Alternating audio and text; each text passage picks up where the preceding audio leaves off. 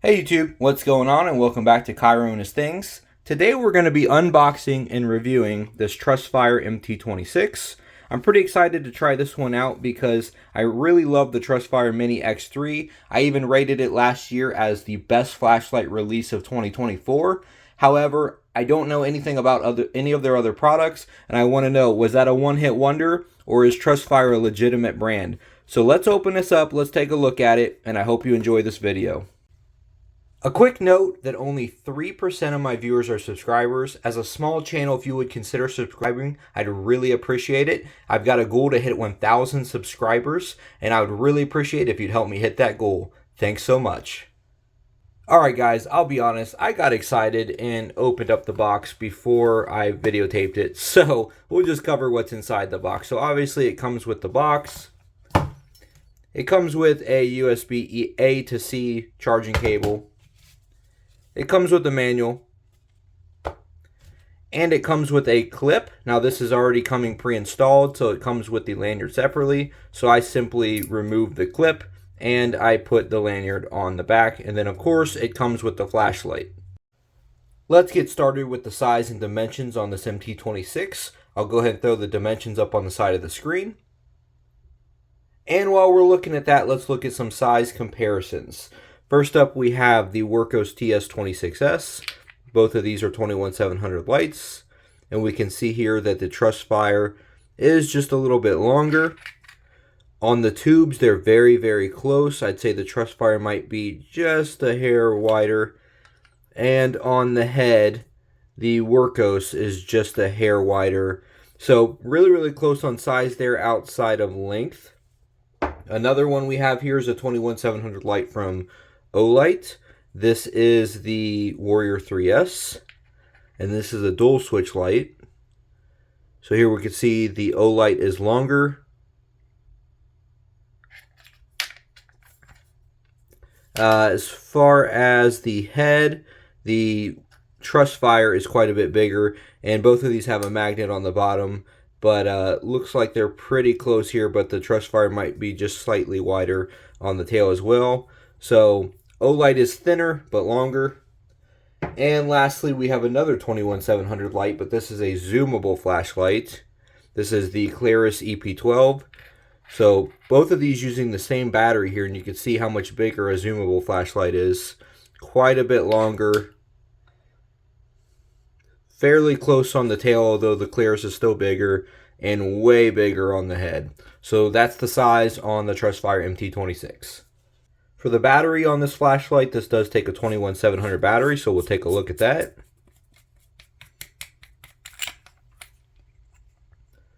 And it comes with this Trustfire branded 3.7 volt 5000 milliamp battery. It can be accessed from the head or the tail. This does have USB-C recharging, access through the back. Here we have our flap and our charging port. The battery indicator is located on the front. By clicking the button once, you can get your current battery. This does have a power bank function on the Trustfire, meaning that you can discharge the battery into something else, and you can actually switch back and forth between discharge and charge mode via 3 clicks on the front switch. Moving on to the design of the flashlight, let's start with the tail. So you'll see that we have a flat tail, no switch on the bottom. This does have a magnet included. It's actually got a really good magnet. From the side and from upside down, it sticks really well, no sliding. This does tail stand. And if you're going to use a lanyard on this light, the cutout for it is in a way to where it does not get in the way whatsoever when you tail stand. This flashlight is rated IP68 for water and dust. Moving up to the tube of this flashlight, we do have a cutout here for a clip. It does come with a clip pre-installed, however I took mine off because I'm only using it with the lanyard. We do have horizontal knurling here on the tube of the flashlight. In my opinion, this is great machining. It feels and looks really, really good. This also has hard anodized aluminum on it, so it's not going to feel like your standard flashlight. This will be a bit harder. It feels a little bit more like metal, although it is aluminum. Moving up to the head of the flashlight, we do have some small cutouts here for heat dissipation, although I would say These are probably a bit more aesthetic than anything. I don't know if these are deep enough cutouts to really do much. We do have a nice button on here. It's got a good click on it. These aren't my favorite style of buttons anytime it's this. I'm not sure if they're plastic or aluminum. I can never tell. It works great, but the only issue I have with them is sometimes they can kind of wobble back and forth. There's a little bit of travel, but not a lot actually on this one. This one doesn't have nearly as much travel as something like the Through Night BSS series, for example. So it's a pretty good button. They're just not my favorite style. I really like the aesthetics of the head here, the way that the top flares out here and they've got the cutouts. I just think that this is a great looking light. I love the bezel here. Great cutouts, good granulations. It's actually not completely rounded off. They're not sharp, but they're also not rounded off, so they're kind of like a nice in between. Really good bezel there. And looking inside the head here, we have an orange peel reflector, which will help spread out the beam and give you even more spill. And for that emitter down in there, we have an XHP50. This is a really, really nice floody style emitter. It's actually probably one of my favorite emitters, if not my favorite floody emitter. And because the reflector is so deep on this Trustfire, you will get a little bit of throw on this one as well. So it's going to be a nice combo beam, but for the most part, it is considered a floody style emitter. For the driver, we're looking at a constant current boost driver. This is going to give you more sustained output on the medium and low modes, so it's not exactly a 30-second hot rod like what a FET driver gives you. This is going to give you a more usable flashlight, and these are usually the preferred drivers in most good flashlights. For performance, I'll go ahead and throw the numbers up on the side of the screen.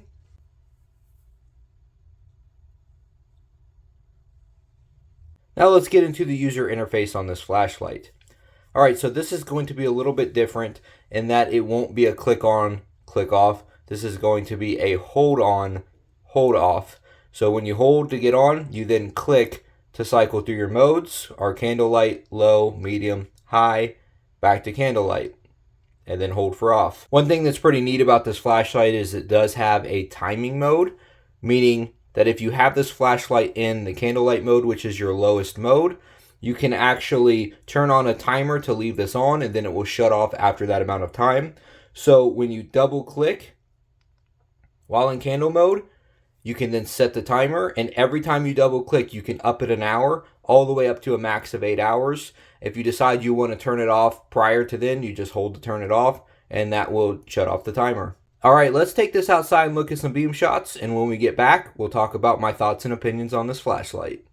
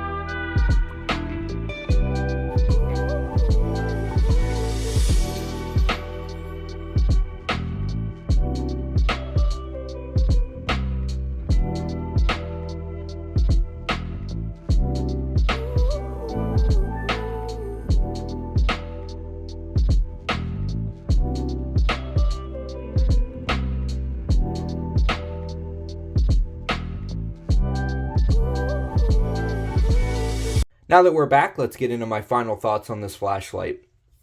It's got the best machining I've ever seen on a flashlight of anything I've ever held. And I just love the overall design. I love the aesthetics of it. I love the way that it feels. And I'll even say, like, even the small little details. Like, look at just the lines and the textures that they put on the USB flap. Everything on this is really great. This is one of those flashlights that you've definitely got to hold it in your hand to truly be able to enjoy the quality of what you're holding. But really, really great machining, great overall build quality. With all that said, though, there are some things that I think need to be improved. The biggest thing being that this needs a better user interface. Yeah, the user interface works just fine. Hold on, hold off, click to cycle through. I'm seeing more and more lights do this method of user interface. But the thing is, I think that a lot of people in the flashlight community are not going to purchase a flashlight if they don't like the user interface. I think that if they would just use a click on, click off, and hold to cycle through modes, this would get more people attracted to this flashlight, which I would love to have because I really, really enjoy this flashlight and I want more people to be able to experience this. So I think that they need to improve the user interface on future flashlight releases. Outside of that though, I think that this really compares well with the trending flashlights right now that are 21-700 size with floody emitters. I think that this competes directly, which is why here soon I'll get a video out where I'll compare this directly to the Workos TS26S, and we'll see how they compare one to another, but I think that this is going to hold its own in that competition. This flashlight has proven to me that Trustfire is not just a one-hit wonder, that the Mini X3 wasn't just one special flashlight. I love that flashlight for its quality, and this is the same thing I'm getting out of this. So, hey, if you haven't tried out this brand yet, I recommend doing so, at least on one of these two flashlights I've tried so far, which is the MT26 and the Mini X3. Both are pretty phenomenal flashlights. Let's get into the price on this.